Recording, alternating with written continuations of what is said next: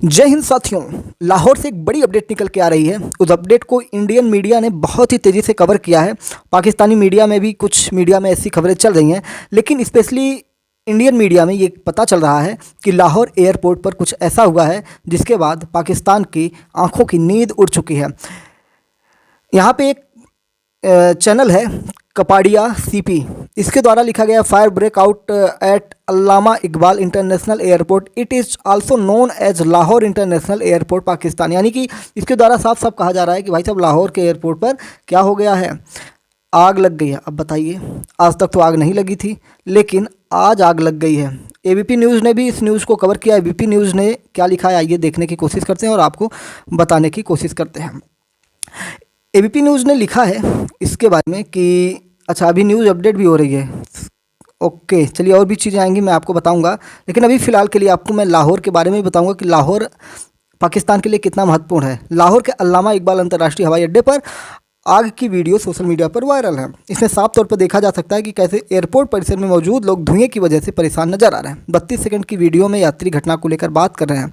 लगातार काले धुएं का गुबार उठता हुआ दिखाई दे रहा है। हालांकि किसी भी तरह के नुकसान की खबरें नहीं आ रही हैं। आपको बता दें कि अगर ये चीज़ें हो रही हैं, अगर ऐसा वहाँ कुछ हुआ है, तो इसका मतलब कि मामला कुछ गंभीर है। शायद वहाँ से भारतीय भी निकल रहे हों या दुनिया भर के लोग वहाँ से निकल रहे होंगे और उनको रोकने के लिए किसी भी प्रकार की साजिश की गई, या ऐसा हो सकता है कि भारत ने ही ऐसा कुछ कराया हो पाकिस्तान को कहीं ना कहीं नुकसान पहुँचाने के लिए, क्योंकि पाकिस्तान ने अपने एयर स्पेस भारतीय एयरलाइंस के लिए बंद कर दिया। जितने भी भारत की एयरलाइन है, कोई भी जहाज़ वहाँ से अब गुजर नहीं सकता है।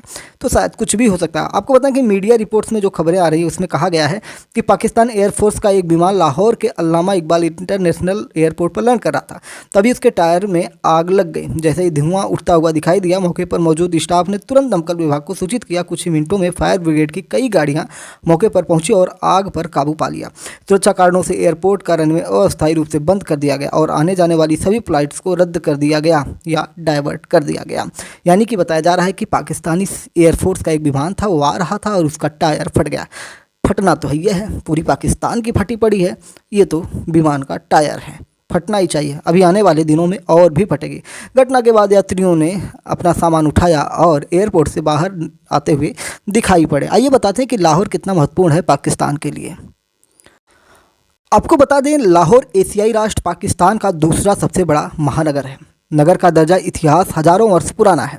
मूल रूप से पंजाब क्षेत्र की राजधानी और सबसे बड़े नगर के रूप में प्रसिद्ध लाहौर अपनी बसावट के बाद से ही हिंदू, जैन, बौद्ध, यूनानी, सलमान, मुगल, अफगान, सिख, मराठा और अंग्रेजों समेत विभिन्न शक्तियों के अधीन रहा है, जिसने इस नगर को आधुनिक पाकिस्तान की सांस्कृतिक राजधानी बनाने में महत्वपूर्ण भूमिका निभाई है।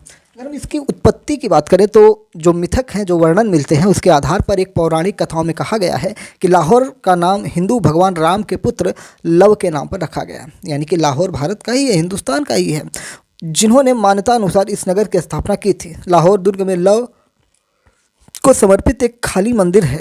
इसी प्रकार उत्तरी लाहौर से होकर बहती रावी नदी का नाम भी हिंदू देवी दुर्गा के सम्मान में रखा गया था। प्रसिद्ध खगोलविद और भूगोलकार टालमी ने अपनी पुस्तक जियोग्राफी में लेबोकला नामक एक नगर का उल्लेख किया है, जो कि सिंधु नदी के मार्ग के बीच एक ऐसे क्षेत्र में स्थित है जो विदास्टिस या वितस्ता यानी कि झेलम, सांडवल या चंद्रभागा जिसे चेनाब कहते हैं, एडिस या इरावती रावी नदी के विस्तार से संबंधित है। लाहौर के बारे में सबसे पुराना प्रमाणिक दस्तावेज सन 982 में लिखा हुआ हुद्द ए आलम मिला था। इसका अनुवाद व्लादिमीर फेडोरोविच मिनोरस्की द्वारा अंग्रेजी में किया गया था, जिसे 1927 में लाहौर में प्रकाशित किया गया। इस दस्तावेज में लाहौर को प्रभावशाली मंदिरों, बड़े बाज़ारों और विशाल बागों वाले एक छोटे से नगर के रूप में वर्णित किया गया। इसके अतिरिक्त दस्तावेजों में दो प्रमुख बाजारों के आसपास बसे घरों और उन्हें जोड़ती मिट्टी की दीवारों का भी उल्लेख है। मूल दस्तावेज वर्तमान में ब्रिटिश संग्रहालय में रखा हुआ है। यहाँ पे जैन विरासत भी है। जैन विरासत का मतलब प्लूटार्क समेत कई अन्य विद्वानों का मत है कि जैन धर्म ही पंजाब में सबसे प्राचीन और मूल धर्म था। यानी कि पंजाब का सबसे प्राचीन और मूल धर्म क्या था? जैन धर्म था। ऐसा लोग मानते हैं विद्वानों द्वारा, इतिहासकारों द्वारा।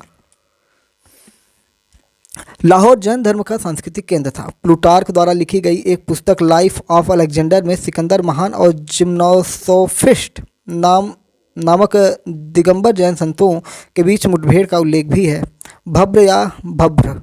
भब्र पंजाब क्षेत्र से एक प्राचीन व्यापारी समुदाय है जो मुख्य रूप से जैन धर्म का अनुसरण करता है। इस समुदाय को भावदार या भावड़ा गचा से भी जुड़ा हुआ माना जाता है, जिससे जैन आचार्य कला का आचार्य संबंधित है। हो सकता है कि वे भावरा शहर से निकले हों। शिलालेखों से पता चलता है कि भावड़ा गछवा 17वीं शताब्दी तक उपस्थित है। क्षेत्र के कुछ मोहल्लों में कई जैन मंदिर थे, जिस कारण उन्हें अभी भी थारी भाबरीन या गैली भबरीन कहा जाता है। तो कुल मिला जुलाकर ये रहा लाहौर का एक छोटा सा संक्षिप्त इतिहास।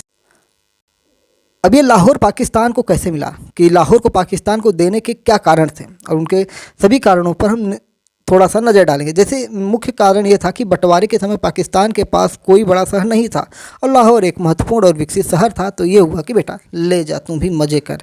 भारत के विभाजन के समय पाकिस्तान को एक बड़ा शहर नहीं मिला था, जिससे उनकी राजधानी के लिए एक उपयुक्त शहर की कमी हो गई थी। लाहौर एक महत्वपूर्ण शहर था और इससे पाकिस्तान में शामिल करने से उन्हें एक मजबूत और विकसित राजधानी मिल जाती है। लाहौर एक महत्वपूर्ण शहर था और इसे पाकिस्तान में शामिल करने से उन्हें कई लाभ मिलते हैं, जैसे कि एक मजबूत राजधानी, आर्थिक और सांस्कृतिक लाभ और एक महत्वपूर्ण शहर। सीमांकन करने वाले रेडक्लिफ ने कहा था कि उन्हें केवल 10 से 12 दिन मिले थे और उन्हें यह भी पता था कि लाहौर में हिंदुओं की संपत्ति ज़्यादा थी, लेकिन BBC के अनुसार उन्होंने पाकिस्तान को एक बड़ा शहर देने के लिए लाहौर को पाकिस्तान में शामिल कर लिया था। लाहौर पाकिस्तान का एक ऐसा शहर है जहां हिंदुओं की तादाद भारी संख्या में बताई जाती है, क्योंकि अयोध्या से इसका संबंध है और अयोध्या से संबंध होने के नाते यानी कि लाहौर लौ की राजधानी बताई जाती है। लाहौर में 1941 में लगभग 1.80 लाख हिंदू रहा करते थे, मतलब 1,80,000। कुल जनसंख्या के 26% से ज़्यादा थे। वहाँ की जो जनसंख्या थी उससे 26% अधिक थे, या 26% से ठीक। लेकिन 1917 में इस शहर में हिंदुओं की संख्या घटने लगी। वहाँ पे पाकिस्तान के द्वारा अत्याचार, जैसे आपने पहलगांव में देखा कि हिंदुओं को चुन चुन के मारा गया। अब सोचिए, भारत में घुस के हिंदुओं को चुन के मार रहे हैं, वहाँ पे ही पाकिस्तान के लोग भारतीय हिंदुओं के साथ क्या किए होंगे या हिंदुओं के साथ किए होंगे, ये इसका अंदाज़ा आपको इसी से लगेगा कि 26% से ज़्यादा इनकी तादाद थी। लेकिन 1941 से में ये था। 1917 में शहर में हिंदुओं की संख्या, यानी कि 2025 या वर्तमान समय में बात करें तो हिंदुओं की जनसंख्या में इतनी गिरावट आई है कि जिसको आंकड़े में बयां करना भी शर्मसार करने लायक है। यानी कि बताया जाता है कि जो कि कुल जनसंख्या का अब इस समय 0.02% माना जाए, यानी कि ना के बराबर हैं। पूरे हिंदुओं को मार काट धर्मांतरण कर वहाँ से पलायन करवा के ख़त्म कर दिया गया। 2017 में लाहौर की जनसंख्या में 94.7% मुस्लिम और 5.14% ईसाई धर्म को मानने वाले लोग थे। यानी कि अब वहाँ पे मुसलमान और ईसाई बचे हैं, हिंदू गायब ही हो गए हैं। लाहौर से हमारे देश में स्वतंत्रता संग्राम से भी जुड़ी बहुत सारी यादें हैं। जैसे लाहौर षड्यंत्र केस था 1929-1930 के दौरान ये हुआ था। लाहौर षड्यंत्र केस की सुनवाई जून 1930 में शुरू हुई और अक्टूबर 1930 में समाप्त हुई। भगत सिंह, सुखदेव और राजगुरु पर बम विस्फोट और सैंडर्स की हत्या में उनकी भूमिका के लिए आरोप लगाए गए थे। अदालत ने उन्हें दोषी ठहराया और फांसी की सज़ा सुनाई। अन्य व्यक्तियों को अलग अलग कारावास की सज़ा भी सुनाई गई थी। हमारे जो धार्मिक ग्रंथ हैं उन ग्रंथों में लाहौर का एक और नाम प्राप्त होता है। लाहौर यानी कि हिंदू अनुश्रुतियों के अनुसार लाहौर नगर का प्राचीन नाम लवपुरी बताया जाता है। आपको बता दें कि लाहौर दक्षिण एशिया में इस्लाम के साथ प्रसिद्ध हुआ और मुगल साम्राज्य की महत्वपूर्ण समृद्ध विरासत के कारण इसे मुगलों का बागीचा या बागों का शहर कहा जाने लगा। लाहौर हमेशा से ही शिक्षा और ज्ञान का केंद्र रहा। सूफीवाद और अनंतिम आध्यात्मिकता इसका प्राथमिक अनुशासन बन गया।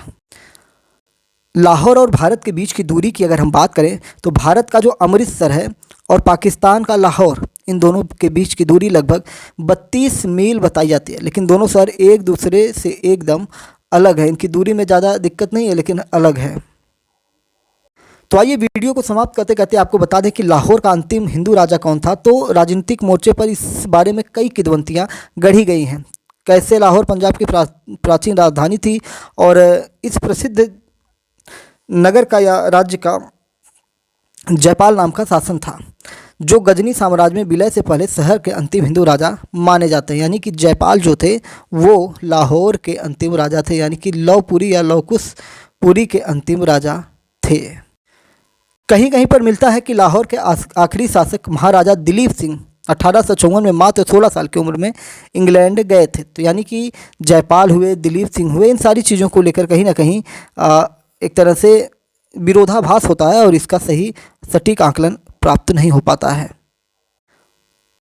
लगे हाथ एक और आपको बता दूं, लाहौर प्रस्ताव। लाहौर प्रस्ताव जिसे बाद में पाकिस्तान प्रस्ताव बताया गया, अखिल भारतीय मुस्लिम लीग द्वारा 22 से 24 मई 1940 तक पंजाब के लाहौर में अपने 3 दिवसीय आम सत्र के अवसर पर अपनाया गया एक औपचारिक राजनीतिक बयान था, जिसमें ब्रिटिश भारत के मुस्लिमों के लिए एक अलग मातृभूमि की मांग की गई थी, यानी कि पाकिस्तान की मांग की गई थी। जिन दिलीप की बात अभी हमने किया उनके बारे में थोड़ा सा और जान लेते हैं। कोहिनूर हीरा छीन कर विक्टोरिया को भेज दिया गया था। दिलीप या दलीप सिंह को 5 लाख रुपया सालाना पेंशन देकर रानी जिंदा के साथ इंग्लैंड भेज दिया गया, जहां दलीप सिंह ने ईसाई धर्म को ग्रहण कर लिया और वह नारकाक में कुछ समय तक जमींदार भी रहे थे। तो इस प्रकार से हमने लाहौर के बारे में जाना और लाहौर एयरपोर्ट पर आग लगी है और मीडिया की सुर्खियाँ बनी है और सुर्खियों में यही बताया जा रहा है कि ये आग पाकिस्तान की जो चिता है उसके जलने की पहली आग बनकर उभरी है। और खुशखबरी यह है कि पाकिस्तान के एयरफोर्स में या पाकिस्तानी सेना के टायर में आग लगी है। अब आग लगी थी या लगवाई गई थी, ये तो पाकिस्तान अपनी जांच करे। जय नमस्कार, भारत माता की जय। फिर मिलते हैं। वीडियो कभी नहीं समाप्त होने वाला है जब तक भारत पाकिस्तान का युद्ध नहीं समाप्त होगा। युद्ध के बाद भी कार्यक्रम चलेंगे। स्पेशल सीरीज चल रही है MPS हिंदी पर, भारत पाक युद्ध 2025।